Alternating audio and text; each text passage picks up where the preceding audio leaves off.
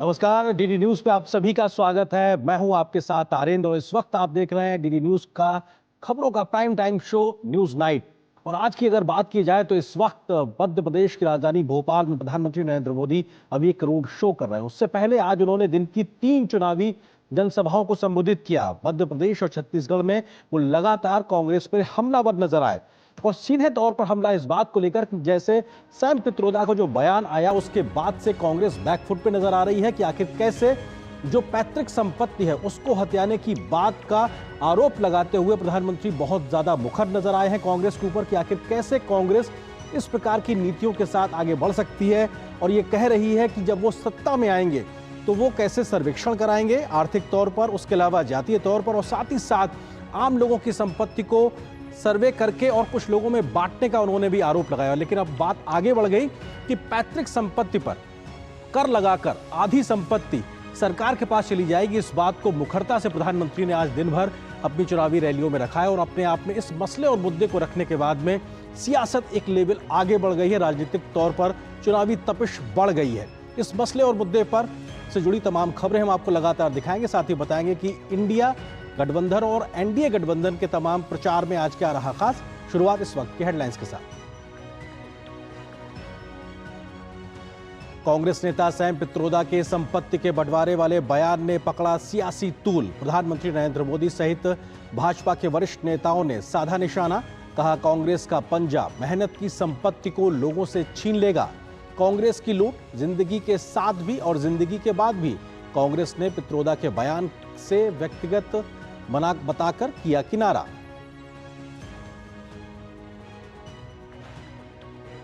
प्रधानमंत्री नरेंद्र मोदी ने छत्तीसगढ़ के सरगुजा के साथ ही मध्य प्रदेश के सागर और बैतूल में जनसभाओं को किया संबोधित। कांग्रेस को ओबीसी समुदाय का बताया सबसे बड़ा दुश्मन। कहा, भारत के सामाजिक मूल्यों और समाज की भावनाओं से कट चुकी है कांग्रेस। भोपाल में प्रधानमंत्री मोदी ने रोड शो में उमड़ा जनसैलाब।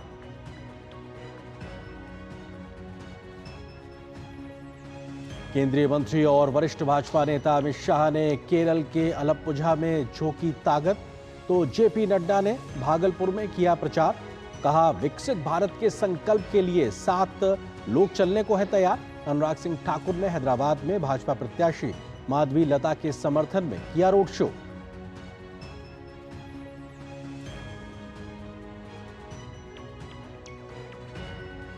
इंडी गठबंधन के नेताओं ने लोकसभा चुनाव प्रचार में शामिल हो मांगा वोट।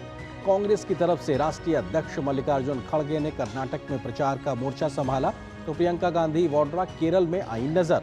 महाराष्ट्र के सोलापुर में जमकर गरजे राहुल गांधी। अखिलेश यादव ने इटावा में लोगों से मांगे वोट। कन्नौज से कल दाखिल करेंगे नामांकन।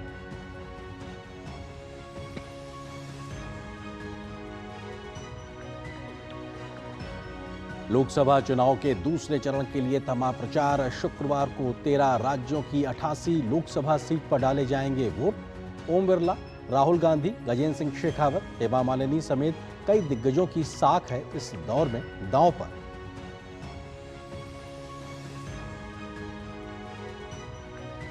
कांग्रेस की छात्र इकाई राष्ट्रीय छात्र संगठन ने नेहा निरंजन हिरेमठ के परिजनों को न्याय दिलाने के लिए कर्नाटक की अपनी ही सत्तारूढ़ सरकार के खिलाफ किया प्रदर्शन। हुबली की 23 वर्षीय छात्रा की हत्या की निंदा की।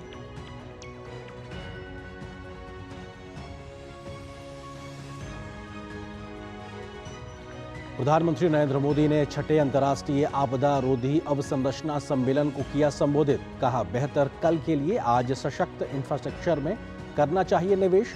साझा रूप से सशक्त होने के लिए सबसे कमजोर लोगों का करना चाहिए समर्थन।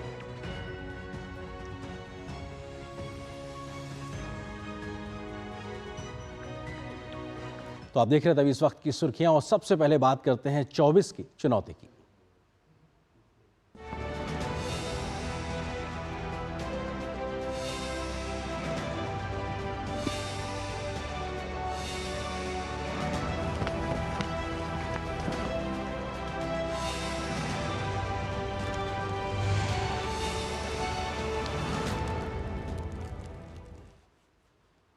प्रधानमंत्री नरेंद्र मोदी आज छत्तीसगढ़ और मध्य प्रदेश में 3 चुनावी रैली करने पहुंचे तो कांग्रेस पर जमकर हमलावर नजर आए।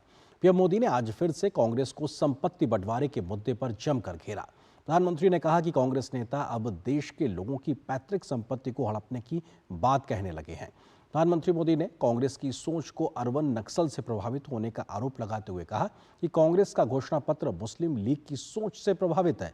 प्रधानमंत्री ने कहा कि बात चाहे संविधान की हो या सनातन की, संपत्ति का सर्वे हो या आरक्षण का मुद्दा, संस्कृत की हो या देश की सुरक्षा की, सभी मामलों में कांग्रेस सिर्फ देश विरोधी कदम उठा रही है। अभी कुछ मीडिया रिपोर्ट में आया है कि मोदी बार बार पूछ रहा है कि भाई बताओ तुम्हारा नेता कौन, किसको सुपुर्द करे। तो बोलते हैं उन्होंने फॉर्मूला बनाई है, कि कौन प्रधानमंत्री बनेगा। कहा जा रहा है कि ये लोग 1 ईयर 1 PM फॉर्मूला बना रहे हैं, यानी 1 साल 1 PM, दूसरे साल दूसरा PM, तीसरे साल तीसरा PM, चौथे साल चौथा PM, 5वें साल 5वां PM। बताओ भाई क्या होगा देश का? क्या होगा मुझे बताइए। देश बचेगा क्या? आपका सपना बचेगा क्या? आपके बच्चों का भविष्य बचेगा क्या?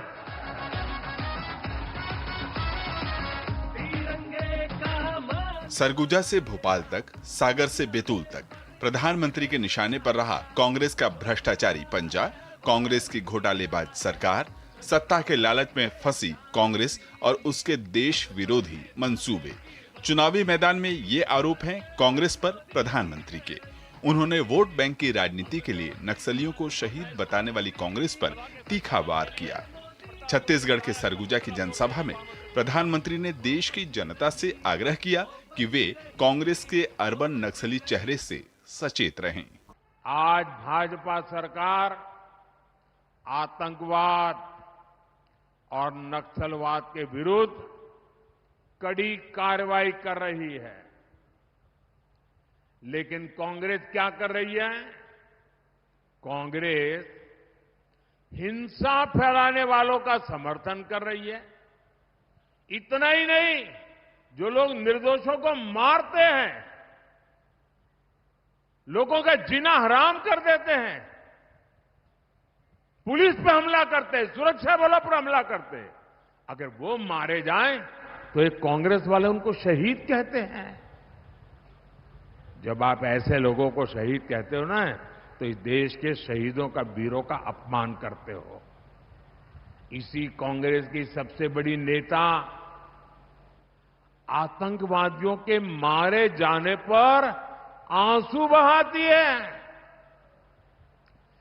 ऐसी ही करतूतों के कारण कांग्रेस देश का भरोसा खो चुकी है।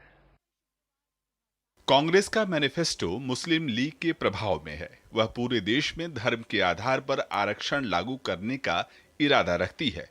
प्रयास आरक्षण को लूटने का है। प्रधानमंत्री ने कहा कि कांग्रेस की इसी लूट पर ताला लगाना है, इसलिए 400 पार की बात कही जा रही है। 2009 का चुनाव हो या फिर 2014 का चुनाव, अपने घोषणा पत्र में दोनों बार कांग्रेस ने धर्म के आधार पर आरक्षण का वादा किया। कांग्रेस की तैयारी है कि SC, ST, OBC का 15% कोटा काट दिया जाए और फिर धर्म के आधार पर आरक्षण लागू हो। पिछली बार कर्नाटका में जब कांग्रेस की सरकार थी तो उसने धर्म के आधार पर रिजर्वेशन दिया था। पैतृक संपत्ति पर टैक्स, संपत्ति का सर्वे कराने का कांग्रेसी मैनिफेस्टो, माताओं बहनों के गहनों की बंदरबांट, ये है कांग्रेस की असली मंशा। प्रधानमंत्री ने कहा कि कांग्रेस भावी पीढ़ियों का हक आज ही लूट लेना चाहती है। अब कांग्रेस ने देश के लोगों की संपत्ति छीनकर उसे भी अपने वोट बैंक को मजबूत करने की तैयारी शुरू की है। अगर किसी के पास एक से ज्यादा गाड़ी, एक से ज्यादा मोटरसाइकिल, एक से ज्यादा घर होगा तो कांग्रेस कहती है कि हम ऐसा कानून बनाएंगे कि आपका जो एक से अधिक है वो कांग्रेस की सरकार छीन लेगी, जब्त कर लेगी। भारत माता की स्पष्ट तौर पर बात संविधान की हो या सनातन की, संपत्ति का सर्वे हो या आरक्षण का मुद्दा, संस्कृति हो या देश की सुरक्षा, कांग्रेस सिर्फ सत्ता के लिए चुनाव में है। कांग्रेस का इरादा विकसित देश नहीं बल्कि देश को कमजोर करने वाली ताकतों के साथ सांठगांठ करना है। प्रधानमंत्री ने ये सभी आरोप चुनावी मैदान में कांग्रेस पर लगाए हैं। कुमार आलोक, उर्मिलेश और अजीत के साथ ब्यूरो रिपोर्ट, डीडी न्यूज। फिलहाल यहाँ पर एक छोटे से ब्रेक के लिए रुकते हैं, बहुत जल्द हाजिर होते हैं कुछ और खबरों से आपको रूबरू कराएंगे। आज दही बड़ा खाने का मन है। वाह क्या स्वाद! असली स्वाद तो MDH दही बड़ा रायता मसाले से ही आता है। मैं क्या जी, सब जानते हैं, जहां दिखे मारियो, अपना समझ के खा लियो। Happy birthday my dear. अरे ये क्या, एप्सिलॉन? मेरी नई स्कूटी के लिए। ओए बनो सयानी, नहीं तो पैसों पे फिर जाएगा पानी। मतलब? सुनो, ऑनलाइन लर्निंग ऐप्स को जांच परख कर RBI अधिकृत बैंक NBFC से ही आप लोन लीजिए। और अधिकृत ऐप्स या जान लोगों से निजी जानकारी शेयर करना यानी धोखा। दादू बन गई सियानी। गिफ्ट नहीं खोलेंगे? RBI कहता है इनसे सुनिए, जानकार बनिए, सतर्क रहिए। गोल्डी छोले मसाले, जहाँ जाए रिश्ते बनाए, जहाँ जाए रिश्ते बनाए, गोल्डी मसाले। आपकी सुरक्षा है हमारे लिए बहुमूल्य, इसलिए जब भी लें LPG सिलेंडर जरूर कराएं प्री डिलीवरी जांच। आपकी सुरक्षा को और बेहतर सुनिश्चित करने के लिए हर घर में हो रही है रसोई गैस उपकरणों की सुरक्षा जांच। अगर सुरक्षा होस खराब हो तो तुरंत बदलवाएं। आपातकालीन स्थिति में कॉल करें 1906। स्वच्छ ईंधन का वादा, सुरक्षित रसोई का इरादा। नई वॉशिंग मशीन अच्छा है। क्या हुआ? अरे शॉपिंग पे 2000 का कैशबैक मिला है, बस QR कोड स्कैन करना है। अच्छी धुलाई होगी है ना? बैंक अकाउंट की पैसे रिसीव करते समय QR कोड स्कैन, पिन या OTP की जरूरत नहीं पड़ती, वो सिर्फ पेमेंट के लिए चाहिए होती है। इसलिए अनजान कोड या लिंक से सावधान रहिए और नुकसान से बचिए। बच गए धुलाई से। ये नई धुलाई। RBI कहता है कि जानकार बनिए, सतर्क रहिए।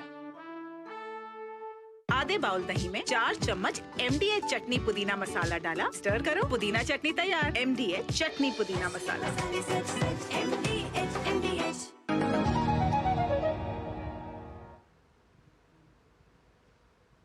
और ब्रेक के बाद आज की एक और बड़ी खबर से आपको रूबरू कराते हैं। प्रधानमंत्री मोदी ने कांग्रेस को आम लोगों की संपत्ति के बंटवारे को लेकर जो आरोप लगाए थे बीते दिनों, उनकी चुनावी तपिश से कांग्रेस अभी उबर भी नहीं पाई थी कि उनके ही एक बड़े कांग्रेस के नेता सैम पित्रोदा ने एक ऐसा बयान दे दिया जिसको लेकर कांग्रेस पूरी तरीके से बैकफुट पे नजर आ रही है।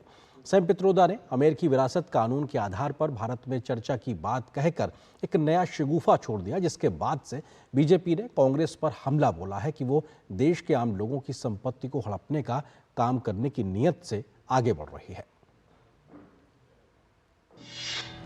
सोशल मीडिया पर आजकल एक अल्फाबेट क्विज चल रही है जिसमें 2 कीबोर्ड्स के बीच के अक्षर को पूछकर पहेली सी बुझाई जा रही है। सियासी मामलों में एक पहेली अंग्रेजी के अक्षर R और T के बीच पड़ने वाले एक अक्षर S से भी जुड़ी है। गौरतलब है कि इस अक्षर से सैम नाम बनता है जो इंडियन ओवरसीज कांग्रेस के अध्यक्ष हैं। आइए सबसे पहले सुनते हैं उन्होंने आखिर ऐसा क्या कहा जिसके बाद वो खुद और उनकी पार्टी निशाने पर आ गई है। In America, there is an inheritance tax. America में इनहेरिटेंस टैक्स की व्यवस्था है। इसका मतलब है कि अगर किसी के पास $10 करोड़ की संपत्ति है तो उसके मरने के बाद बच्चों को केवल 45% संपत्ति ही मिलेगी। You in your generation made wealth. और बाकी का 55% सरकार ले लेगी। ये काफी दिलचस्प कानून है। ये कहता है कि आप अपने दौर में संपत्ति जुटाओ और अब जब आप जा रहे हो तो आपको अपनी धन संपत्ति जनता के लिए छोड़नी होगी। सारी नहीं, लेकिन उसकी आधी, जो मेरी नजर में अच्छा है। I don't know what the conclusion would be at the end of the day, but when we talk about redistributing wealth, we are talking about new policies. Congress की तरफ से संपत्ति के बंटवारे वाला बयान नया नहीं है। खुद उनके नेता राहुल गांधी संपत्ति का सर्वेक्षण करने और लोगों के बीच बांटे जाने की बात कर चुके हैं, जिसके बाद कांग्रेस पार्टी लगातार भाजपा के निशाने पर है। यहाँ तक कि प्रधानमंत्री नरेंद्र मोदी भी इस मुद्दे को जनसभाओं के दौरान पूरे जोर शोर से उठा रहे हैं। माता पिता से मिलने वाली विरासत पर भी टैक्स लगाएगी। आप जो अपनी मेहनत से संपत्ति जुटाते हैं वो आपके बच्चों को नहीं मिलेगी, बल्कि कांग्रेस सरकार का पंजा उसे भी आपसे छीन लेगा।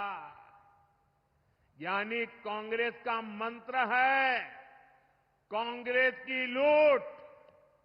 कांग्रेस का मंत्र है कांग्रेस की लूट, जिंदगी के साथ भी और जिंदगी के बाद भी। सैम पित्रोदा के बयान के बाद केंद्रीय मंत्रियों ने भी कांग्रेस पर निशाना साधा है। उनका कहना है कि घोषणा पत्र बनाने में अहम भूमिका निभाने वाले सैम पित्रोदा का बयान कि संपत्ति के बंटवारे पर विचार होना चाहिए, वो कांग्रेस के घोषणा पत्र से जुड़ा है। कांग्रेस पार्टी कंप्लीटली एक्सपोज हो गई है। इनके मैनिफेस्टो बनाने में जिनकी अहम भूमिका है वो सैम पित्रोदा का बयान कि संपत्ति के बंटवारे पर विचार होना चाहिए। अमेरिका का हवाला देते हुए इन्होंने कहा कि 55% संपत्ति सरकारी खजाने में जाती है। अब जब प्रधानमंत्री जी ने ये मुद्दा उठाया, राहुल गांधी, सोनिया गांधी और पूरी कांग्रेस बैकफुट पर आई कि हमारा मकसद ये नहीं है। परंतु आज सैम पित्रोदा जी के बयान ने कांग्रेस का मकसद देश के सामने स्पष्ट कर दिया है। ये संतान विरोधी और सनातन विरोधी भी दिख रहे हैं। आपकी संतानों की संपत्ति को छीनने के लिए वसूली टैक्स कांग्रेस लगाने वाली है। सनातन को कुचलने के लिए वोट बैंक की राजनीति में और नीचे गिरने वाली है। लगातार हो रहे सियासी हमलों के बाद कांग्रेस पूरी तरह से इस मामले में बैकफुट पर है। कांग्रेस महासचिव जयराम रमेश ने कहा है कि सैम पित्रोदा का बयान कांग्रेस के विचारों को जाहिर नहीं करता है। मैं साफ कह देना चाहता हूं, इस मामले पे जो पित्रोदा जी ने कहा है वो उनकी राय है, पर भारतीय राष्ट्रीय कांग्रेस का पोजीशन नहीं है, इंडियन नेशनल कांग्रेस का पोजीशन नहीं है। गौरतलब है कि कांग्रेस पार्टी पूरे मुद्दे पर चाहे जितना स्पष्टीकरण दे दे, सैम पित्रोदा ने उनके लिए मुसीबत तो खड़ी ही कर दी है। वे कांग्रेस पार्टी के प्रथम परिवार के सबसे विश्वसनीय व्यक्ति हैं और ऐसे में उनका बयान कांग्रेस के लिए आने वाले दिनों में परेशानी पैदा करने वाला है। Bureau report, DD news. तो पित्रोदा के बयान से कांग्रेस बैकफुट पे नजर आ रही है, तो वहीं संपत्ति पुनर्वितरण मामले को लेकर कांग्रेस लगातार घिरती दिखाई पड़ रही है।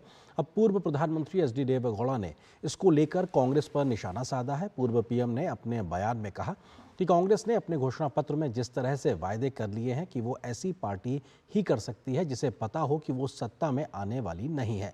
राहुल गांधी धन का सर्वेक्षण और पुनर्वितरण चाहते हैं। क्या वो स्वयं को माओवादी नेता मानते हैं? क्या वो क्रांति का सपना देख रहे हैं?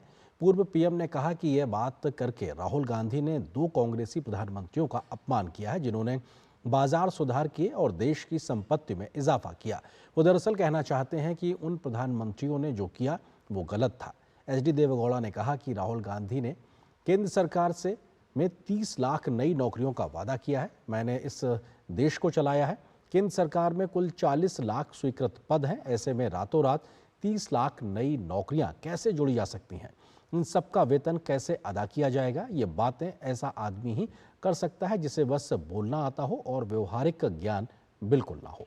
एचडी देवगौड़ा ने एक तरीके से तीखा हमला बोला है राहुल गांधी, उनके बयान और उनकी समझ को लेकर कि आखिर वो व्यवहारिक पक्ष को सामने रखते हैं या नहीं। लेकिन सैम पित्रोदा के बयान के बाद में ये पूरा मामला चुनावी तौर पे बहुत ज़्यादा सुर्खियों में बना हुआ। इसी पे हम चर्चा भी करेंगे। इसी से जुड़ा है हमारा विशेष भी, संपत्ति के बंटवारे और टैक्स पर घिरी कांग्रेस, क्योंकि पहले संपत्ति बंटवारे का मामला और ठंडा नहीं हुआ था, उसके बाद में टैक्स वसूलने को लेकर जो बयान आया उस पर कांग्रेस घिर गई है। इस विषय पर बात करने के लिए 3 खास मेहमान मेरे साथ मौजूद हैं। उनका परिचय आपसे कराते हैं। शिवम त्यागी हैं, प्रवक्ता भारतीय जनता पार्टी के। इसके अलावा रितु चौधरी हैं, प्रवक्ता कांग्रेस पार्टी की। साथ ही साथ वरिष्ठ पत्रकार हितेश शंकर जी मेरे साथ इस वक्त स्टूडियो में मौजूद हैं। आप तीनों को बहुत बहुत स्वागत है। रितु जी, शुरुआत आपसे। आपको लगता है कि एक कांग्रेस के बड़े नेता से सेल्फ गोल हो गया, ये गैर जरूरी बयान था, इससे बचा जा सकता था कम से कम? और दूसरी महत्वपूर्ण चीज, क्योंकि कांग्रेस ने खुद अपने आप को इस बयान से अलग कर लिया है, तो ऐसे में ये दिखाता है कि कैसे सेल्फ गोल कांग्रेस का हो गया है, वो भी चुनाव के इस समर के बीच में। रितु जी, संभवतः रितु जी तक हमारी आवाज नहीं पहुंच रही है। शिवम त्यागी का हम रुख करते हैं। शिवम जी, क्योंकि आपको बैठे बैठाए एक मसला मिल गया है बीजेपी को, तो अवसर, एक आपदा में अवसर वाला मामला, क्योंकि आपको उस तरीके से ट्विस्ट करना आता है, तो एक बैठे बैठाए एक मसला कांग्रेस ने आपको दे दिया चुनावी समर में। शिवम जी। जी, एक तो आपको नए स्टूडियो की बहुत बहुत शुभकामनाएं, और हितेश जी को देखकर भी बहुत अच्छा लगा। आपके नए स्टूडियो में सब कुछ नया नया है, चारों तरफ भगवा भगवा है। और जहां तक आपने कहा कि भाई नया ये सब विषय मिल गया, पहली बात तो ये कि रितु जी के पास आपका जवाब देने के लिए कुछ होगा नहीं, इसलिए आवाज तो उन तक गई, लेकिन जवाब देना उन्होंने उचित नहीं समझा। नहीं, संभवतः अभी आवाज नहीं आ रही होगी, वो देंगे जवाब। आपने चुनावी समर की बात की। मैं एक ही चीज कहना चाहता हूँ, ये कोई कोइंसिडेंटली कुछ नहीं हो रहा है। अगर आप समझते हैं कि ये इत्तेफाक है, बिल्कुल नहीं। आप सीरीज ऑफ एविडेंस देखिए ना किस तरीके से। सबसे पहले मैनिफेस्टो बनाया जाता है। मैनिफेस्टो में सबसे ज्यादा महत्वपूर्ण इनसाइट जो गांधी खानदान के सबसे करीबी और इंडियन ओवरसीज कांग्रेस के अध्यक्ष है सैम पित्रोदा, उनका एक से है। उसके बाद राहुल गांधी कहते हैं जो है रीडिस्ट्रीब्यूशन ऑफ वेल्थ करेंगे। उसके बाद जाकर वो रैलीज में कहते हैं, खासतौर पर उन्होंने तेलंगाना में एक रैली में कहा कि भाई मैं वेल्थ रीडिस्ट्रीब्यूट करूंगा, और सब देखेंगे कि सोशो इकोनॉमिक सर्वे कराने के बाद किस पर कितना है और कितना जाना चाहिए। इसी बात को रिपीट करते हुए श्रीमती प्रियंका वाड्रा जी ने भी वो कहा। आज जब ये सैम पित्रोदा कहते हैं, तो आप मुझे एक चीज बताइए, मैं आपसे पूछना चाहता हूं, 55% दे देंगे आप सरकार को मरने के बाद, 45% में जो हालात चल रहे हैं, जो हिंदुस्तान में तीसरे नंबर का लैंड बैंक लेकर बैठा हुआ है जो है आपका, उसको दे देंगे आप, और बचा कुछ भी नहीं। मतलब 55 चला गया आपका सरकार के पास, 45 चला गया वक्फ बोर्ड के पास। तो ये जो ओबीसी है, ये जो एससी है, ये जो एसटी है, ये जो बाकी सब लोग हैं, उनके बच्चे क्या भीख मांगेंगे सड़क पर? मैं सिर्फ एक ही चीज पूछना चाहता हूं, जिस तरह की स्थितियां सरकार इन्होंने बनाई हैं, चाहे अभी आप रिसेंट की ही बात कर लीजिए, कर्नाटक में आपने देखा होगा किस तरीके से 85 जातियों को जो है मुस्लिमों की, वो सारे की सारियों को घुसा दिया गया है ओबीसी वर्ग में। वहां पर 930 जो है मेडिकल पीजी की सीटें थी, उसमें से 150 आरक्षित कर दी मुस्लिमों के लिए, यानी कि 16% तो मुस्लिमों को उसमें दे दिया, 4% आपने तेलंगाना में दे दिया। देश में आप कहते हैं कि ठीक है शिवम जी, आप जो आरोप लगा रहे हैं, जरा रितु जी से हमारा संपर्क हो गया है जी, प्लान्ड है। ठीक है, मैं रितु जी, अब तक अगर मेरी आवाज पहुंच रही है, पहले संभवतः आप तक आवाज नहीं पहुंच रही थी। सीधा सवाल यही कि क्या कांग्रेस से सेल्फ गोल हो गया है? सैम पित्रोदा का यह बयान चुनाव के बीच में बैठे बैठाए एक मसला और मुद्दा दे दिया है। देखिए, पहली बात तो अब मैं आपको ये बता दूं कि सैम पित्रोदा ने ऐसा कोई बयान दिया ही नहीं है। ये पूरी तरह से झूठ जो है भाजपा राजनीतिक सेल के द्वारा फैलाया जा रहा है। उन्होंने जो बयान दिया वो यूएस के संदर्भ में दिया, भारत के संदर्भ में नहीं दिया, और उसको मोड़ तोड़ के जो प्रधानमंत्री जी जिस प्रकार का झूठ जो है इस देश में फैला रहे हैं और इस देश की भोली भाली जनता को मूर्ख बनाने का प्रयास कर रहे हैं। पहले तो ये बात सैम पित्रोदा जी का खुद का बयान आ जाए कि ये मैंने भारत के संदर्भ में नहीं कहा, ये मैंने यूएस के संदर्भ में कहा। दूसरी बात, अगर सैम पित्रोदा का कोई बयान आता है तो उसका इंडियन नेशनल कांग्रेस से कोई लेना देना नहीं है, वो इंडियन नेशनल कांग्रेस का बयान नहीं है। क्या इस प्रकार का बयान क्या हमारे मैनिफेस्टो में है, क्या हमारे हैंडल से दिया गया? लेकिन ये उनकी पर्सनल राय हो सकती है, लेकिन ये कांग्रेस का बयान नहीं है। तीसरी बात मैं आपको बता दूं, जिस कानून के बारे में बात की जा रही है प्रधानमंत्री जी के द्वारा, और देश की जनता को मूर्ख बनाया जा रहा है कि उनका मंगलसूत्र तक छीना जाएगा, वो असल में वो जो मुद्दा है, वो जो सपना है, वो जो ये इरादा है इस प्रकार का, वो तो भाजपा का है। क्योंकि ये जो है इन्होंने 2014 में बोला कि हम लोग जो है एनआईटीज ये कानून जो है टैक्स वाला ये लाना चाहते हैं। इन्होंने 2017 में बोला, उसके बाद 2018 में बोला, उसके बाद 2019 में बोला। तो इस तरह के जो खतरनाक इरादे जो आप ऋतु जी ये कह रही हैं कि बीजेपी इस प्रकार के टैक्स को लेकर आगे बढ़ना चाहती है और सैम पित्रोदा जी का जो बयान है वो था ही नहीं। वो आप जो बात कह रही हैं कि अमेरिका के कानून को बता रहे थे, इसमें कोई दो राय नहीं, बीजेपी खुद कह रही है। बट उन्होंने कहा कि इसकी चर्चा करने की जरूरत है और इस प्रकार का कानून आता है तो अपने आप में एक समान वितरण हो पाएगा। हितेश शंकर जी हमारे साथ में मौजूद है, वरिष्ठ पत्रकार। हितेश जी, आपको लगता है कि ये एक ऐसा मामला और सिलसिलेवार तरीके से चीजों को जोड़कर जनता के सामने रखना कांग्रेस घिरी हुई दिखाई पड़ रही है सीधे तौर पे? वास्तव में जब उसके नेता ऐसे हों तो लुटिया डुबोने के लिए बाहर से कोई आएगा, मुझे नहीं लगता उसकी आवश्यकता है।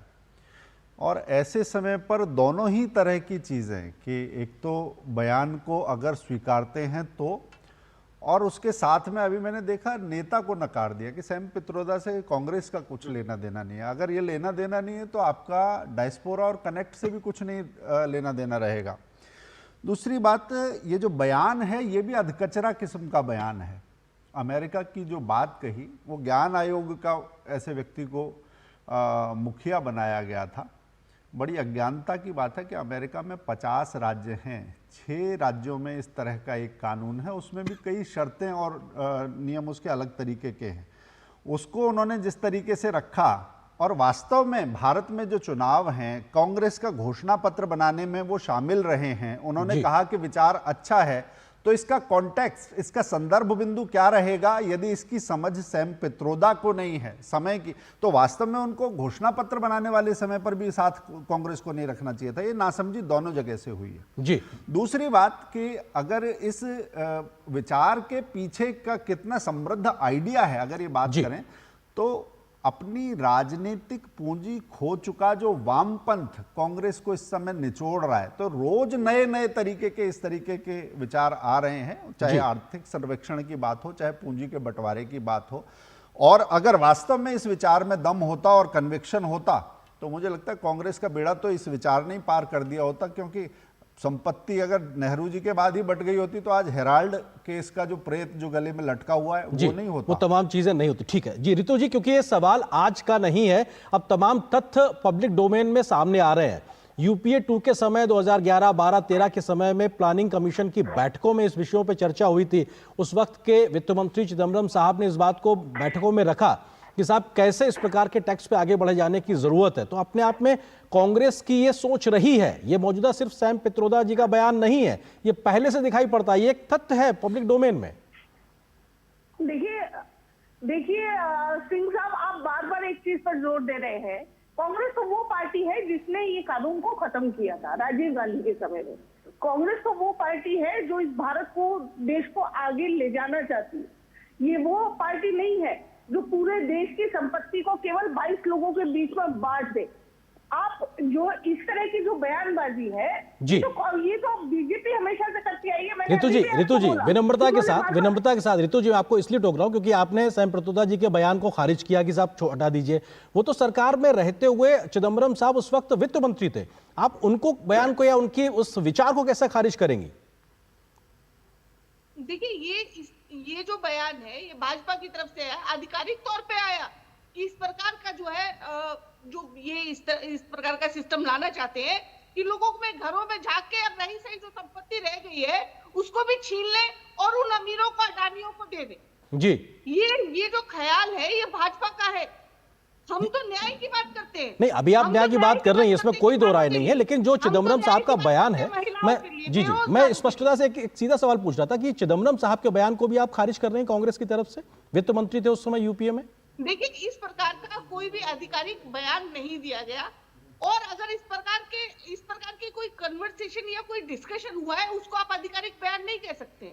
ये पब्लिक डोमेन में है और बिल्कुल प्लानिंग कमीशन की बैठक में हुआ था। शिवम जी, क्योंकि वो खारिज कर रही हैं कि साहब सैम पित्रोदा जी का कोई बयान कांग्रेस पार्टी का तो है नहीं, आप बात का बतंगड़ बना रहे हैं, बल्कि वो न्याय देने की बात कर रहे हैं, आप लोगों की संपत्ति हथियाने की कोशिश कर रहे हैं। शिवम जी, एक कदम आगे बढ़कर उन्होंने ये भी कहा कि हमारा तो सैम पित्रोदा से कोई लेना देना ही नहीं। आज ये इंडियन ओवरसीज अध्यक्ष को नकार रहे हैं, कल ये अपने अध्यक्ष को भी कह देंगे कि उनसे भी हमारा कोई लेना देना नहीं। बिल्कुल ठीक कहा आपने। ऐसा बोला ही नहीं कि प्लीज आपने शुरुआत में ऐसे ही बोला। जी ऋतु जी मैं आता हूँ आपके पास, ऋतु जी मैं आता हूँ आपके पास, ऋतु जी मैं आ रहा हूँ आपके पास, ऋतु जी मैं आ रहा हूँ आपके पास। शिवम जी को अपनी बात कर लेने दीजिए, मैं आ रहा हूँ आपके पास। जी प्लीज इस तरह की भाषा को लाभ नहीं है उससे। ऋतु जी प्लीज देखिए, अब आप बात को फिर वो बतंगड़ वाला स्थिति मत बनाइए ना। वो आपने कहा वो अपनी बात रख रहे हैं। जी शिवम कहिए। अभी आप राहुल गांधी और अपनी बात कर रहे हैं तो बात अलग है। मैं सिर्फ एक ही चीज कहना चाहता हूं कि देखिए, आप पी चिदम्बरम जी बोले, उन्होंने भी कहा कि सीएए जो है हम उसको रिपील करेंगे। अब ये कह सकते हैं कि नहीं वो भी मैनिफेस्टो में नहीं है हमारे। राहुल गांधी जो बोल रहे हैं, प्रियंका गांधी जो बोल रही हैं, पी चिदम्बरम जो बोल रहे हैं, मल्लिकार्जुन खड़गे जो बोल रहे हैं, सैम पित्रोदा जो बोल रहे हैं, ये सब फ्रंटलाइन लीडर्स हैं भाई। ये नेता हैं जिन लोगों ने मैनिफेस्टो बनाने में, पार्टी बनाने में, पार्टी के महत्वपूर्ण पदों पर रहे हैं। और एक होता है कि एक बात को बोलना और एक होता है एक बात को रिपीट करना, उसको टाइम एंड अगेन लगातार बोलना, और आप उसके बाद आप अगर कहें कि नहीं ये तो हमारे मैनिफेस्टो में नहीं है। मैनिफेस्टो में तो 1000 चीजें नहीं थी आपके। मैनिफेस्टो में तो बहुत सारी चीजें नहीं थी आपके। मैनिफेस्टो में तो आप ये भी कहते हैं कि हम ओबीसी को आगे बढ़ाना चाहते हैं, दलित और पिछड़ों को उनका हक देना चाहते हैं, लेकिन सच्चाई अलग है बिल्कुल उसके। कर्नाटका में आप दलितों ओबीसी का हक उठाकर जो है उल्टा मुस्लिम्स को दे रहे हैं। इसके अलावा तेलंगाना में आप 4% जो आरक्षण दे रहे हैं वो मुस्लिम्स को दे रहे हैं। लेकिन जो आप मैनिफेस्टो में कह रहे हैं वो बिल्कुल उसका उल्टा कर रहे हैं। तो बात बहुत साफ है। कांग्रेस की जो नीति है, कांग्रेस की जो नीयत है, वो टाइम एंड अगेन इनके नेताओं द्वारा जनता के बीच में रखी जाती है। जनता भी इस बात को तय कर लेगी और ये छोटा विषय नहीं है। मैं फिर से वही कहना चाहता हूं, अगर आज के समय में आदरणीय गृह मंत्री जी जो भारत सरकार है, अगर वो कोई बात कहते हैं तो उस बात का वैल्यू है, उस बात का वजन है। अगर पुराने समय के जो मिनिस्टर्स हैं वो आज कोई बात कह रहे हैं जो उस मैनिफेस्टो कमेटी का और आपकी कोर कमेटी के बहुत ही महत्वपूर्ण मेंबर हैं, और एक बात को वो बार बार रिपीट कर रहे हैं, तो आप कितना भी कहते रहिए, आप मैनिफेस्टो में कुछ ऐसे पॉइंट डाल रहे हैं जिसमें बिना मुस्लिम करे हुए लोगों को अपील करने का जो आप कोशिश कर रहे हैं, या सीएए को रिपील करने की जो बात कर रहे हैं, वो इनडायरेक्टली नहीं डायरेक्टली आप ये कह रहे हैं मुस्लिमों के हम आपके साथ खड़े हो। ठीक है हितेश जी, आपको लगता है कि हमने पहले भी कई बार ऐसा देखा है कि जब कांग्रेस पार्टी के बड़े बड़े नेताओं के कुछ ऐसे बयान आए जो विरोधाभासी थे, कांग्रेस पार्टी ने हमेशा उस बयान से अपने आप को किनारे कर लिया। ये अपने आप हमने लगातार देखा। आज फिर वही एक प्रकार से प्रक्रिया दिखाई पड़ी है सैम पित्रोदा के बयान के बाद में। अभी जिस प्रकार से ऋतु जी भी इस बात को स्वीकार नहीं रही है कि चिदम्बरम साहब ने भी इस बात को रखा था प्लानिंग कमीशन में। देखिए, मुझे लगता है कांग्रेस के पास अपनी भूल सुधारने का मौका है।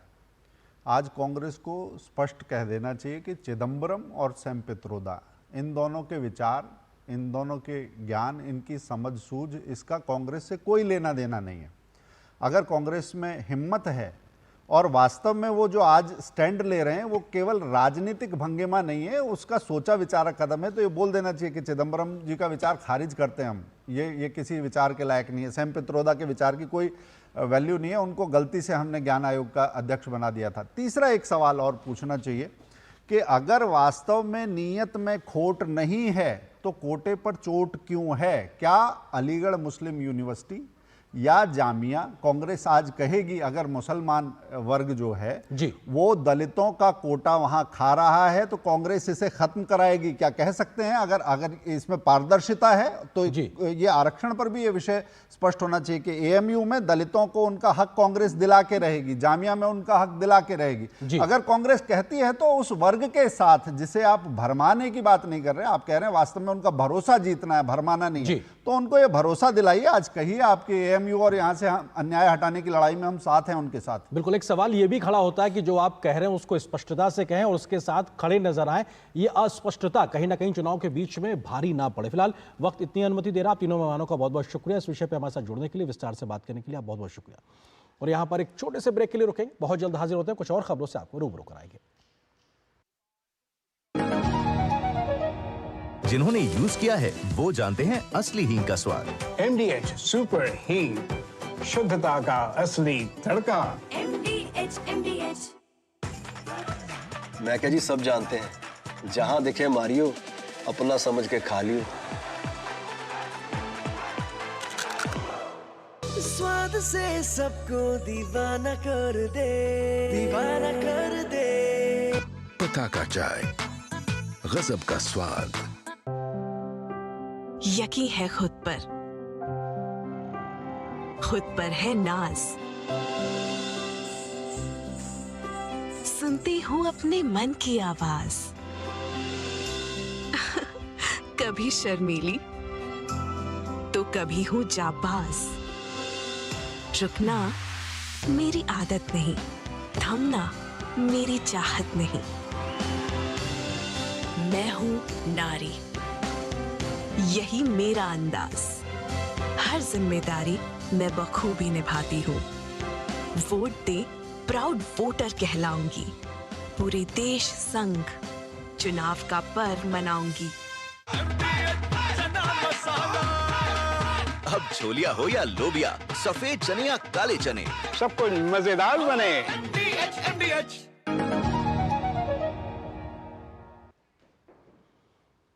और ब्रेक के बाद आप सभी का एक बार फिर से स्वागत है और अब बात करते हैं अगली खबर की, जो कि जुड़ी हुई है दूसरे दौर के मतदान को लेकर, क्योंकि 26 अप्रैल को वोटिंग है। किस प्रकार से ये जो कलर कोडिंग आपको दिखाई पड़ रही है 13 राज्यों की, इन राज्यों में मतदान होना है। और अगर बात की जाए 13 राज्य 88 लोकसभा सीटें, 26 अप्रैल को वोटिंग है। 1210 प्रत्याशी हैं, 73 सामान्य सीटें हैं, 9 एससी के लिए आरक्षित सीटें, तो एसटी के लिए 6 सीटें आरक्षित हैं। और अगर इन सीटों की 2019 के लिहाज से बात की जाए तो 71% से ज्यादा यहां पर वोटिंग देखने को मिली थी। ये तथ्य हैं जो कि आने वाले सेकेंड फेज को लेकर अपने आप में महत्वपूर्ण तथ्य हैं। 13 राज्य और 88 लोकसभा सीटें।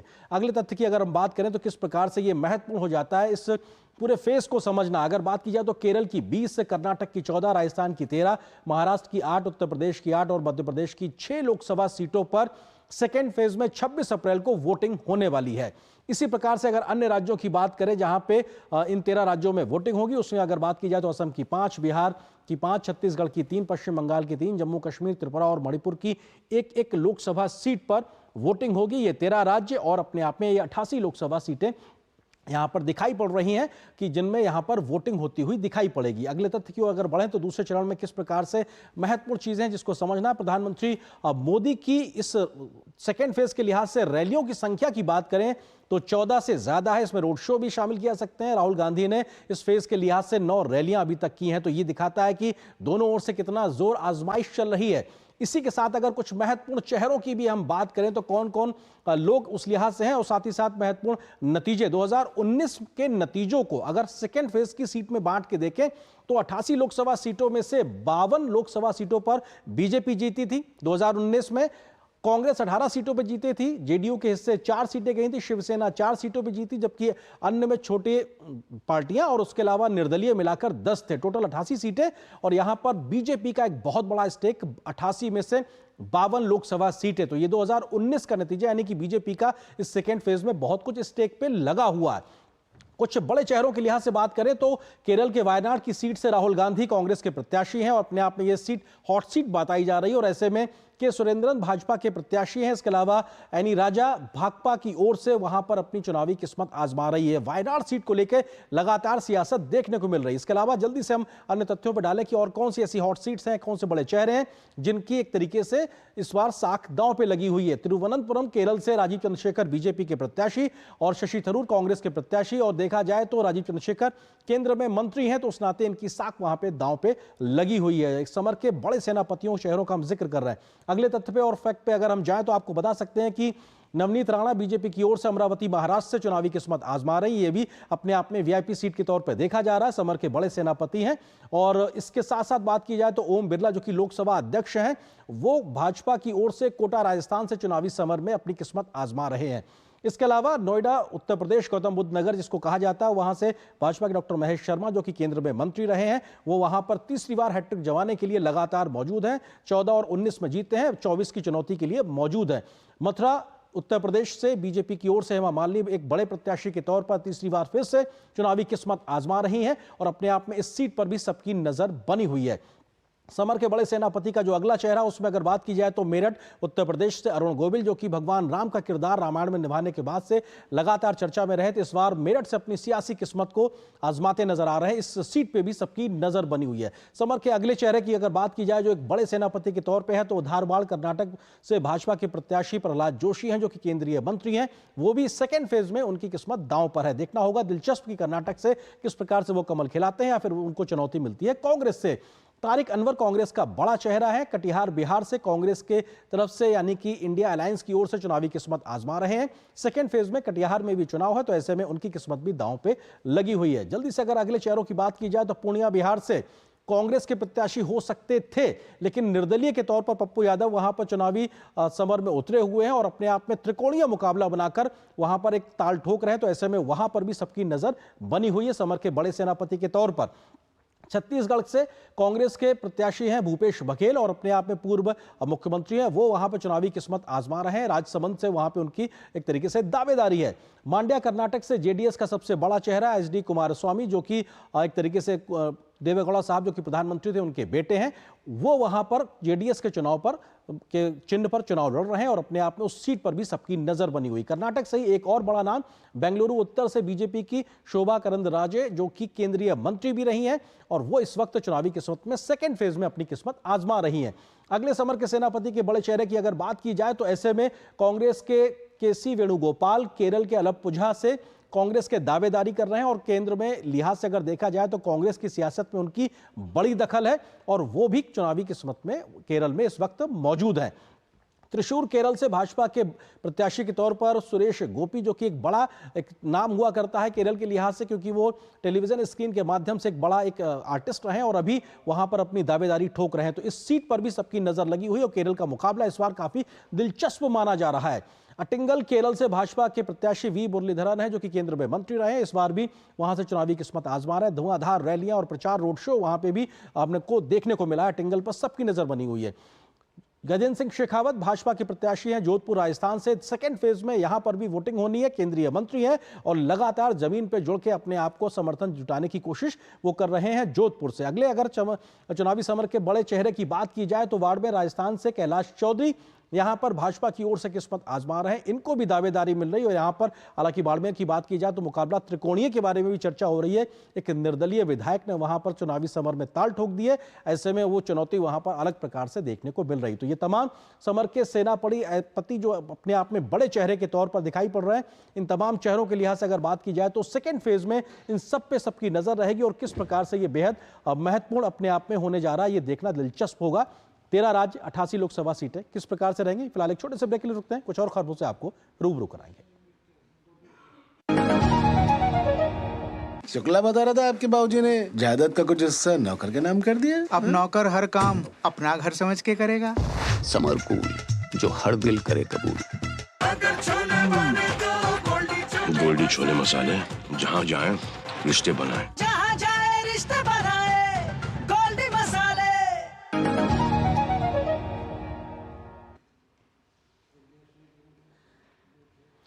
और कांग्रेस की छात्र इकाई राष्ट्रीय छात्र संगठन ने कर्नाटक के हुबली में बीवीवी कॉलेज परिसर के सामने विरोध प्रदर्शन किया। छात्र संघ द्वारा साझा किए गए पोस्टर में कहा गया है कि वो नेहा निरंजन हिरेमत परिवार के साथ खड़े हैं। विरोध प्रदर्शन में बीवीवी कॉलेज हुबली की 23 वर्षीय छात्रा की हत्या की निंदा की गई। नेहा एमसीए प्रथम वर्ष की छात्रा थी। राज्य की सिद्धरामैया सरकार ने घोषणा की है कि उनकी सरकार ने घटना की जांच अपराध जांच विभाग यानी सीआईडी को सौंपने और मामले के शीघ्र निपटान के लिए एक विशेष अदालत स्थापित करने का फैसला किया है। वहीं कर्नाटक में भारतीय जनता पार्टी ने मांग की है कि सत्तारूढ़ कांग्रेस पार्टी छात्रा नेहा हिरेमत की हत्या की जांच सीबीआई को सौंप दे।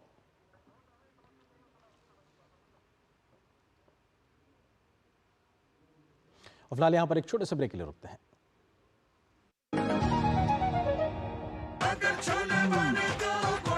गोल्डी छोले मसाले, जहाँ जाए रिश्ते बनाए। जहाँ जाए रिश्ते बनाए, गोल्डी मसाले। तुम्हें पता है इन्वेस्टर्स के लिए एक इन्वेस्टर प्रोटेक्शन फंड होता है IPF, लेकिन अगर तुम्हारा ट्रेड एक्सचेंज पर एग्जीक्यूट नहीं हुआ या फिर कोई गारंटीड रिटर्न्स वाली स्कीम है तो ये IPF आपकी मदद नहीं कर सकता है। और अगर आपका ब्रोकर ही डिफॉल्टर बन जाए तो फिर IPF आपको कॉम्पेंसेशन दिला सकता है। कहाँ से सीखा? NSE की साइट पर। सोचकर समझकर इन्वेस्ट कर।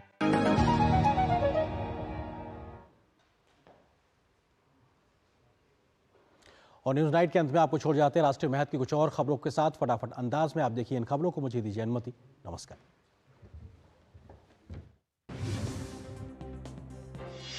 राष्ट्रीय पंचायती राज दिवस के अवसर पर नई दिल्ली के विज्ञान भवन में पंचायती राज मंत्रालय ने स्थानीय स्वशासन पर राष्ट्रीय संगोष्ठी का आयोजन किया।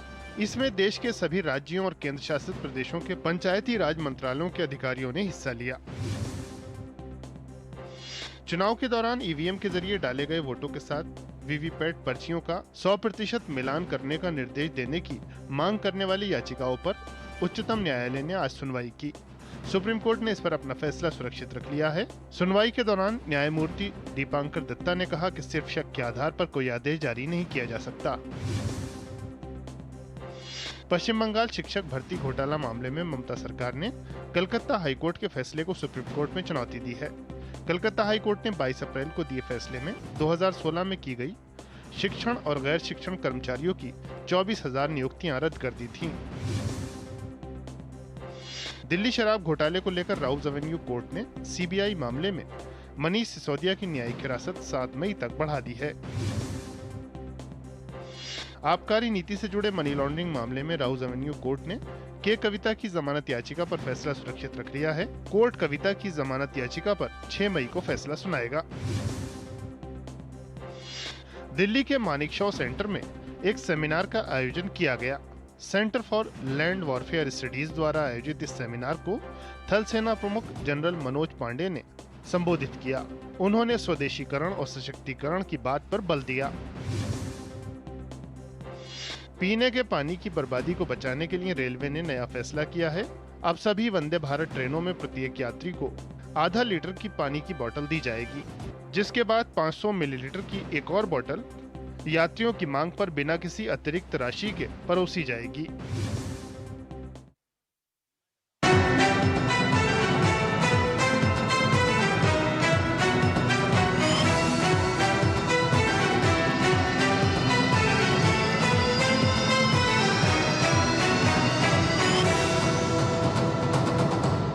न्यूज नाइट के प्रायोजक थे